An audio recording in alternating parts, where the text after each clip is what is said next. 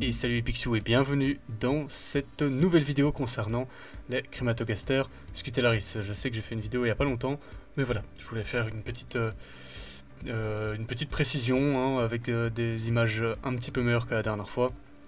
Il y avait surtout des œufs, là on voit qu'il y a eu énormément de naissances. Et il y a encore énormément d'œufs.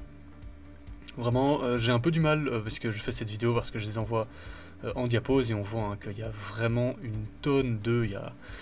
Et vous voyez hein, avec les têtes en fait des crématogasters Scutellaris, je vais juste dire les Scutellaris parce que voilà c'est un peu long, ou les crématos.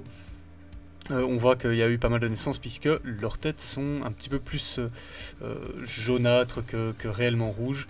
Donc on voit hein, qu'il y en a beaucoup. C'est vraiment très impressionnant. Alors là il y a un petit... en fait j'avais fait un nourrissage avec du liquide sucré et elles ont poussé ce petit morceau de tube avec le coton et depuis j'arrive plus à l'avoir avec une pince. Donc voilà. Alors il y a aussi quelque chose que vous avez remarqué, je ne sais pas du tout d'où ça vient, c'est on dirait un peu du pollen comme ça, hein, ces petits résidus ici qu'on voit, je ne sais vraiment pas ce que c'est. Au début je croyais que c'était de la nourriture qu'elle prémâchait et ensuite qu'elle régurgitait.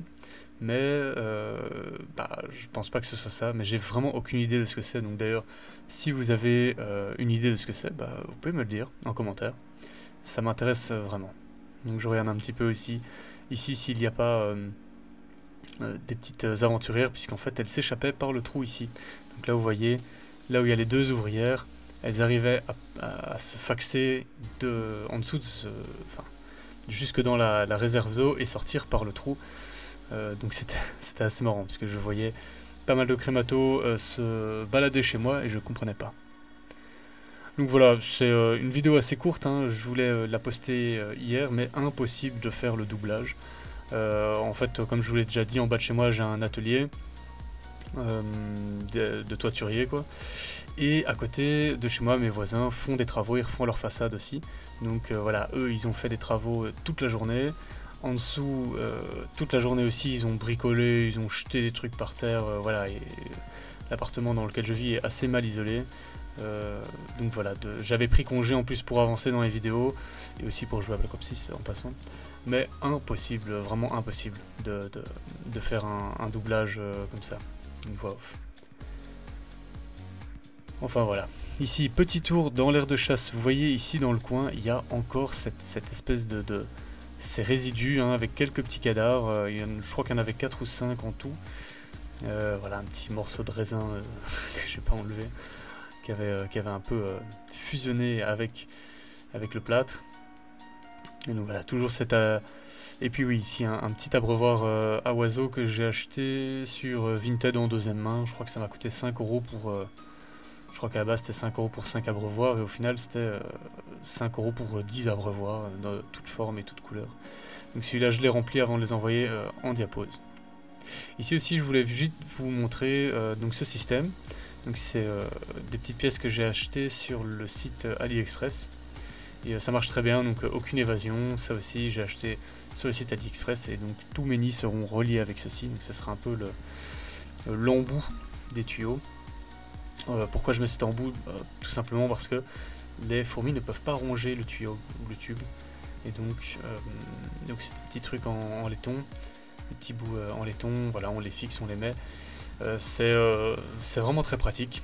Et je trouve que c'est esthétique aussi en passant, mais ça franchement, on s'en fiche un peu quoi. Donc voilà, là je montre un petit peu, voilà, il y a des résidus, donc j'imagine que ce sont des résidus de protéines, mais ouais, non, franchement, j'ai aucune idée de ce que c'est, hein. Je dis ça comme ça, mais je vois qu'il y a comment dire, les restes de blattes à côté, mais ouais, franchement, je sais pas trop ce que c'est, quoi. Donc voilà, ce type d'abreuvoir aussi, hein, ça marche super bien. J'ai mis du coton, histoire qu'elle ne se noie pas et qu'elle ne remonte pas dans cet abreuvoir, mais voilà, ça marche super bien. Elles y boivent beaucoup, les crématogasters, pourtant, c'est pas une espèce qui a besoin de beaucoup d'eau, en tout cas sur le papier, apparemment, mais je trouve que les miennes boivent beaucoup. Pas mal de poussière aussi, désolé. Un petit reflet. Voilà, on montre un petit peu encore les œufs. Vraiment, ça m'a vraiment impressionné.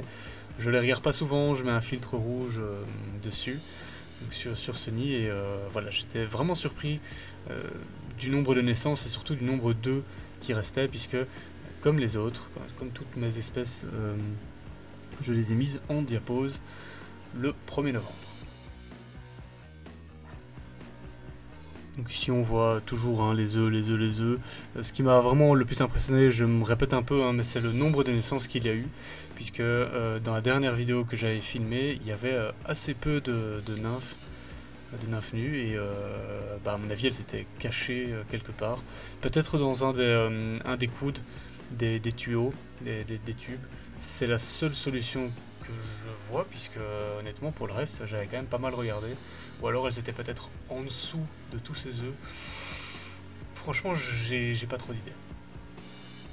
Enfin voilà, c'était vraiment une petite vidéo pour vous montrer l'état dans lequel elles sont avant d'aller en diapose. Je trouve que c'est toujours important. Pour la diapose, comme j'ai dit, elles descendent pas très bas. Voilà. Aussi j'en parlerai dans la prochaine vidéo. Les messors, je ne les mets pas à la cave au froid puisqu'elles viennent du sud de l'Andalousie. Voilà, j'en parlerai dans une autre vidéo. Mais ainsi que les Camponotus cruentatus. Mais on en parlera pour une prochaine fois. D'ici là, prenez bien soin de vous les Pixious. Merci d'avoir regardé la vidéo. N'hésitez pas à liker, tout simplement à cliquer. Allez, salut les Pixious.